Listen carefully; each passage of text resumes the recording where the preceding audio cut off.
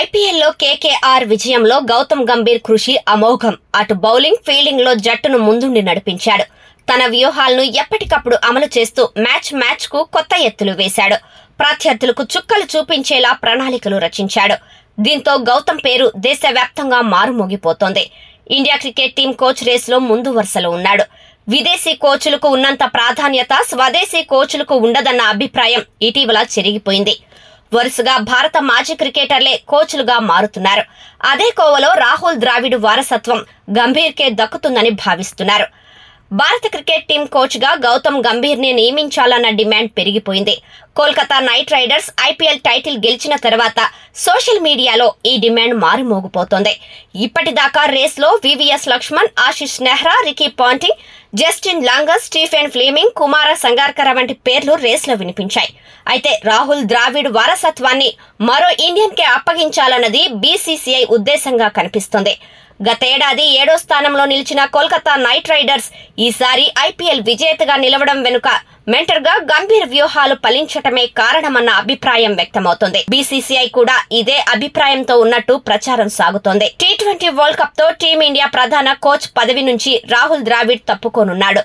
One day World Cup తోనే రాహుల్ ద్రావిడ్ పదవీ కాలం ముగిసిపోయినప్పటికీ BCCI అభ్యర్థన మేరకు రాహుల్ ద్రావిడ్ ఇప్పటిదాకా కొనసాగాడు. కుటుంబంతో ఎక్కువ సమయం గడపాలన్న ఉద్దేశంతో మళ్లీ పదవిలో కొనసాగడానికి ద్రావిడ్ సుముఖంగా లేడు.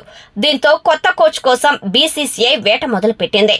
వన్డే క్రికెట్ వరల్డ్ కప్ అనంతరం రాహుల్ ద్రావిడ్ స్థానంలో కోచ్ బాధ్యతలు స్వీకరించడానికి లక్ష్మణ్ నిరాకరించాడు. దీంతో ఆయన ఇప్పుడు కోచ్ రేస్ లో లేనట్టే. అలాగే బీసీసీఐ నుంచి తనకు ఆఫర్ వచ్చిందని, అయితే కుటుంబంతో ఎక్కువ సమయం గడపాల్సి ఉన్నందున తాను భారత క్రికెట్ కోచ్ గా ఉండే అవకాశం లేదని రికీ పాంటింగ్ చెప్పాడు.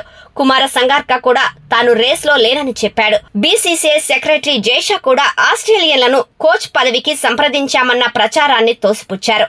బీసీసీఐ ఆస్ట్రేలియన్లను సంప్రదించలేదన్నారు. భారత క్రికెట్ వ్యవస్థ గురించి పూర్తిగా తెలిసిన వారినే కోచ్ పదవికి ఎంపిక చేస్తామని తెలిపారు. తనను ఎంపిక చేస్తానని హామీ ఇస్తేనే కోచ్ పదవికి అప్లై చేస్తానని గౌతమ్ గంభీర్ అన్నట్టు ప్రచారం జరిగింది. రాహుల్ ద్రావిడ్ భారత ఏ జట్టుకు కోచ్ గా పనిచేసి అద్భుత ఫలితాలు రాబట్టడంతో టీమిండియా కోచ్ పదవి అతన్ని వెతుక్కుంటూ వచ్చింది. కానీ గంభీర్ అలా కాదు. ఏ జూనియర్ జట్టుకు గంభీర్ కోచింగ్ ఇవ్వలేదు.